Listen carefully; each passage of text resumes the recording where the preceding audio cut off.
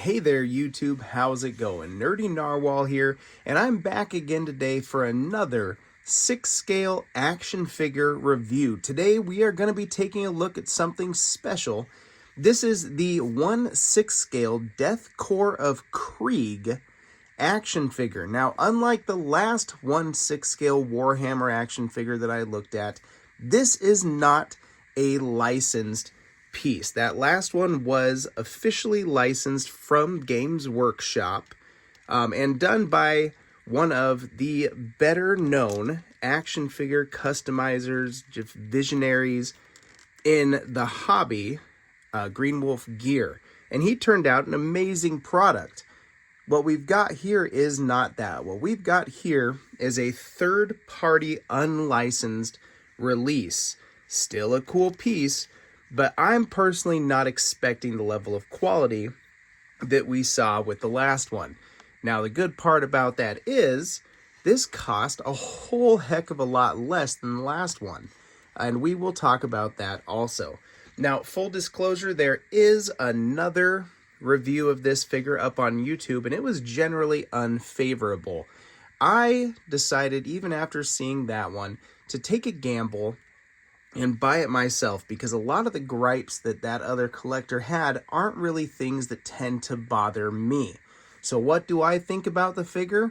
Well, let's dive into this review and find out. Now let's start off here with just some general aesthetics to the piece. What do I like right out of the box? Well, I like the faux World War I set in the future look of the Krieg in general. It's a very neat look, very eye-catching. They have these curvy, flared out helmets right there.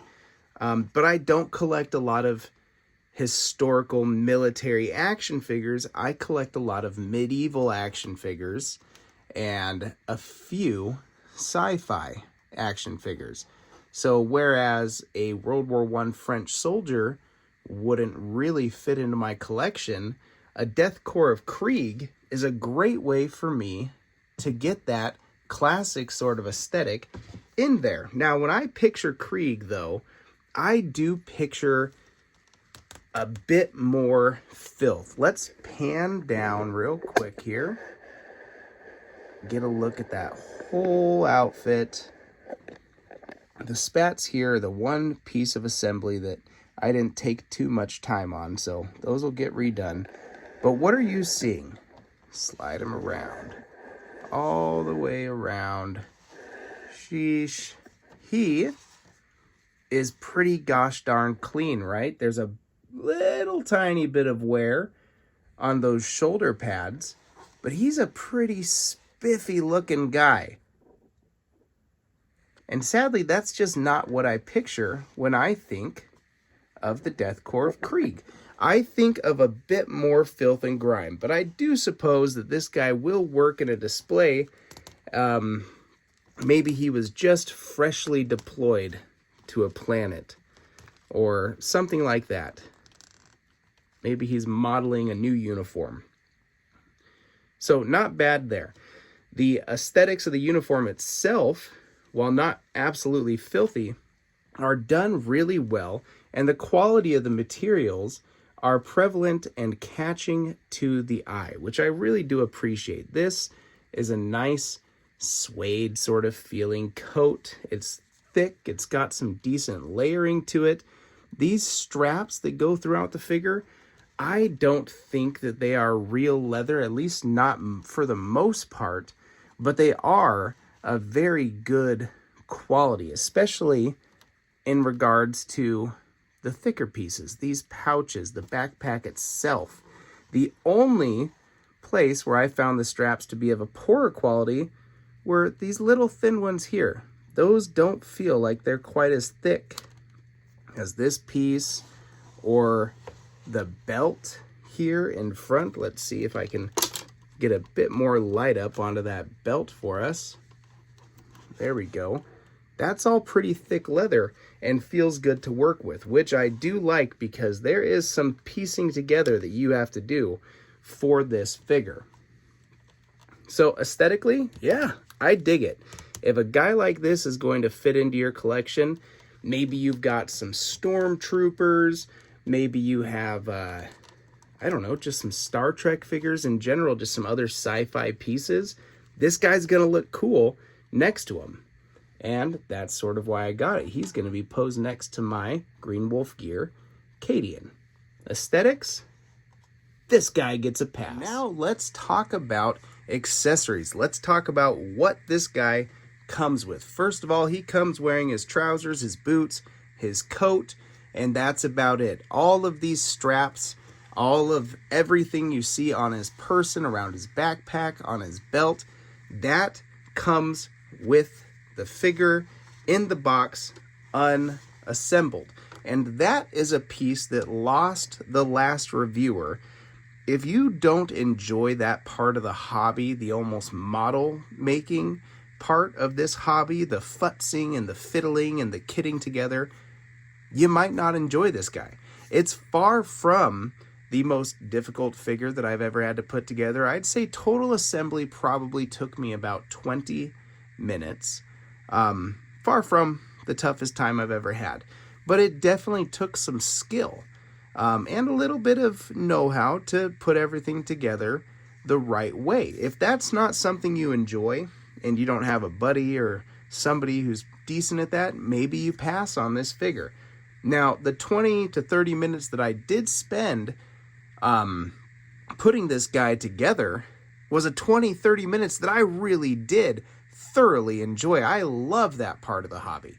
So that did not lose me. In fact, I was looking forward to it, and I had a gas putting it together. I'll probably go back through and look at how to properly put these spats on, and I'll be redoing that, and I'll have a good time doing all of that. So now we've talked about everything that he comes with. He's got beautiful little accessory pieces that you get to put on and kit together, and that's a great time. Actual accessories for the figure to use, he comes with an Astra Militarum prayer book, and look at that, it is printed all the way through. Let me see if I can actually read any of that. I'm pretty sure you totally can. Yep. Each page appears to be the same, but that's fine. This is so tiny from a distance, you're not going to be able to tell. And it's bound decently. That looks good. What a great accessory. Now, the only part of this figure that I snapped due to carelessness was that one thin strap back there, and it was doing something that I didn't even need to do. I wanted to store this book on him, and so I tried to slip it up in between those two straps right there to have it visible on the figure, and I popped that one off. Not a big deal. I'll put a dab of glue and re-adhere it. No problem. But do be aware of that. The other reviewer did say that this was a fragile piece. I don't think it was that fragile. The only time I popped something was indeed the flimsiest part of this whole figure, and I popped it doing something that wasn't even required for me to assemble. So you get that cool Astra Militarum prayer book. You get 2 grenades, and they do actually flip up a little bit there. How neat. You can hook these around his belt if you want, slide them in somewhere. Those look cool. Those are nice. So 2 of those grenades. Now, we'll save it. Okay. You also get a shovel, which you can slide into that strap right back there. A Death Korps of Krieg is nothing without his shovel. That's an essential accessory. Got to dig into the trenches. I have no idea what this box is. Maybe it has something to do with his rebreather. You get this. I'm pretty sure that's just another type of grenade, meant to look more like the World War I grenades that you would lob out. So that's cool. You get that. And now the piece de la resistance. You get the las gun he's got here, the rifle variant. Now that bayonet piece is detachable. There we go. Just slide that off, and you can give that to him if he needs to shank some Xenos. But that las gun, that's looking pretty gosh darn good with or without it. And you can see, let's get nice and close. He is a member of the 143rd Regiment. I'm pretty sure I put those shoulder pads on the wrong side. I think the 143rd needs to be on the right, but oh well, whatever, I can fix that later. There is a decent amount of weathering going throughout that, and it looks pretty good. Lastly, he is going to come with 3. Oh, interesting. Looks like they put a shell in there. This is a las gun. 3 extra batteries for that las gun. And you can store those batteries in these pouches here. They will fit in quite nicely. Now, with the one that you insert into the gun, there's 2 more, and you have 4 pouches. You can just slide that puffy foam out of there and slide an extra las gun battery in if you want. Look at that, it slides on, pops into place, perfect. But there's no real, I didn't think, reason for me to do that. I'm fine with just the foam there. And that does it. Oh, no, I did miss one. See if you can see it there. It's kind of tricky. Maybe a zoom in and adjust. He comes with that little necklace you can just slightly see around his neck right there. That is, yep, there it is. See it? Gold skull, the wings. That's a nice little necklace. I think it might have some sort of religious meaning for the soldier. Maybe it's supposed to go with the book as a bookmark. I decided to put it around his neck because I thought it looked good there. So that's what I did. And that does it for the accessories. He does come with 1 additional pair of hands, but they were admittedly hot doo-doo garbage. I have no idea what the heck you would ever do with these hands. Let me get it out of the box to show you. There we go. It's not a fist. He's not going to punch anything. There's no room in there to put anything because that's sealed. So it's really just a little tiny piece in between the thumb and the forefinger. Maybe it would hold on to one of those lobbing grenades. I'm not entirely sure. But those hands don't really do anything for me, so they will stay in the box probably for all time. Now, lastly, let's see how well he holds on to that gun. You've been watching this review the whole time, so you probably know he can hold on to that gun just fine.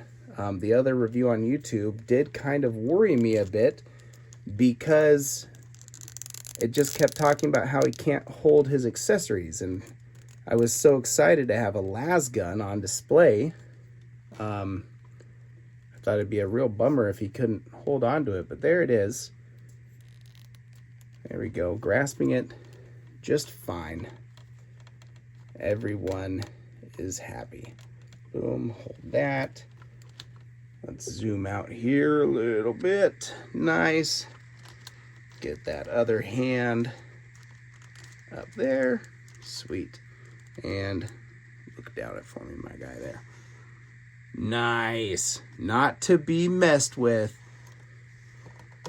Sweet. So he looks pretty good. His accessories are holdable and usable. Not too shabby. Now, I do want to talk about articulation. We will go over the articulation with all of his stuff on him, starting off with a T-pose in the arms. The underbody feels, it's not a World Box body. I did check before I put everything together, but it feels like a World Box body, down to having a decent amount of heft to it, which is good because some of these accessories are heavy metal die-cast, talking about that shovel and that grenade. So it's nice to have a decent durable body. And if it was a crappy body, I'd be switching it out to one of those World Box bodies anyways. So that totally works for me. Arms can T-pose all the way out. They have good double jointed elbows. Your standard 6-scale wrist pegs, which do have a decent amount of posability despite those gloves. This outfit doesn't really hinder any crunching in the torso whatsoever. Legs can still kick up pretty darn good despite those coats.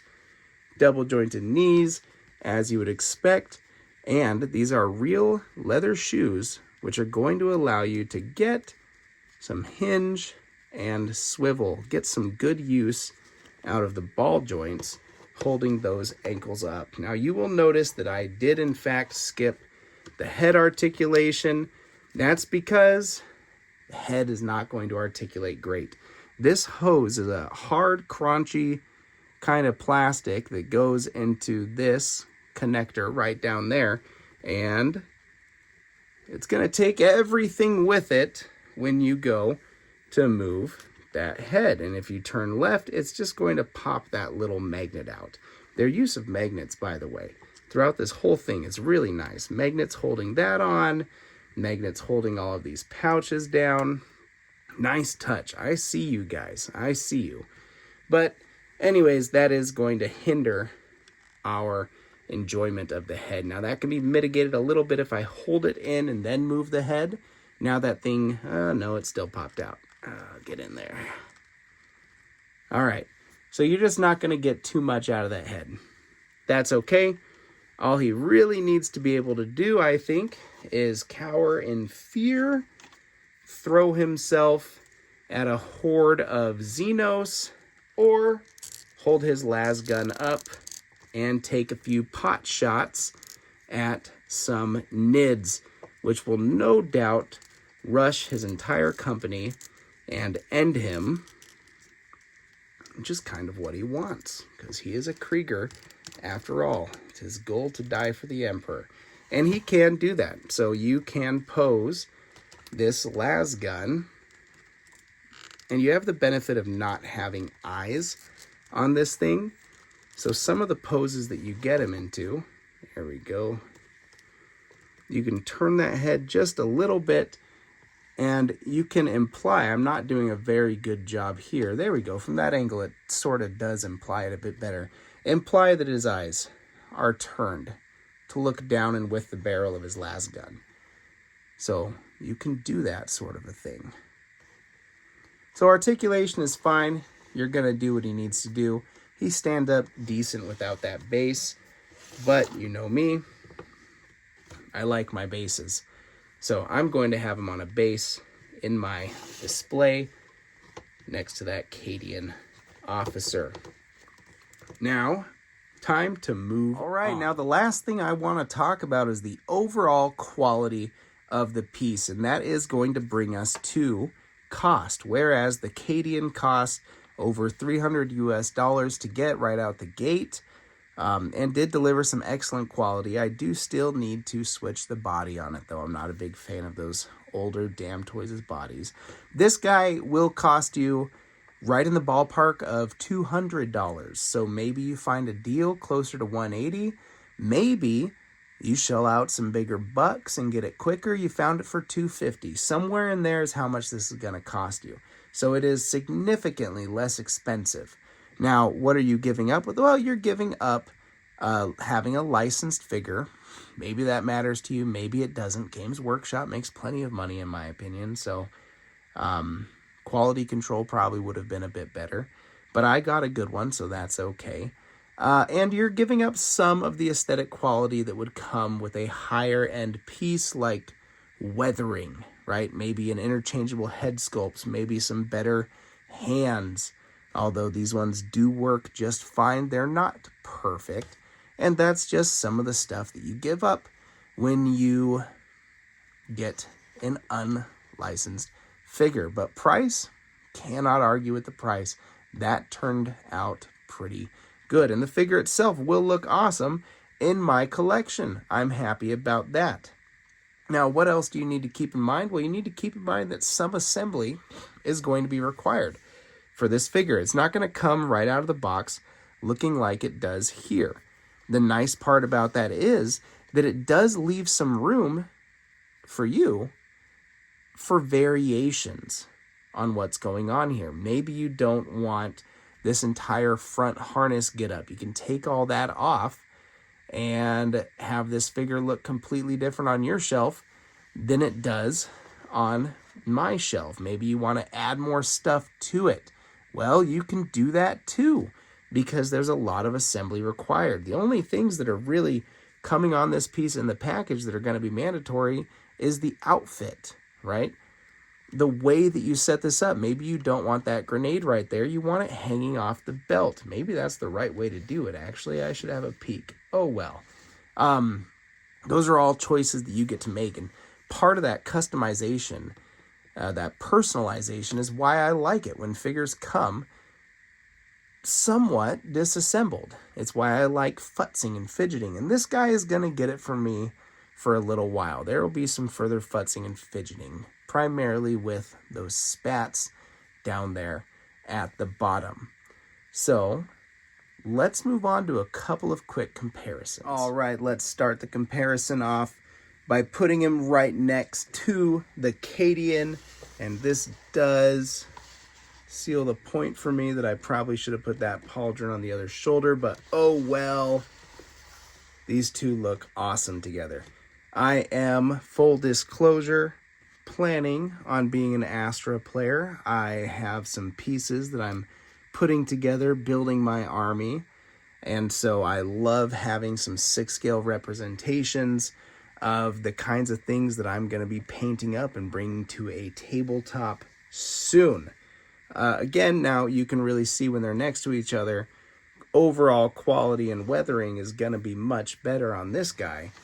But, I mean, this guy doesn't look horrible next to him, right? Those are two cool pieces to have side by side in any sort of display. And I cannot wait to do just that. Let's move him out of the way. Head on down there, Cadian. The size difference, right? You see these two little guys that I used to make that short beforehand. He's not going to go anywhere near your Joy Toy, but for the cost of, what, 4 or 5 little Joy Toy, you could get this big, beefy guy and really fill out a general Warhammer display if you don't display things just according to scale. Let's move them back on there. I do, so I have all of my displays divided by the scale of a figure. So it is nice to have 2 6-scale Warhammer pieces.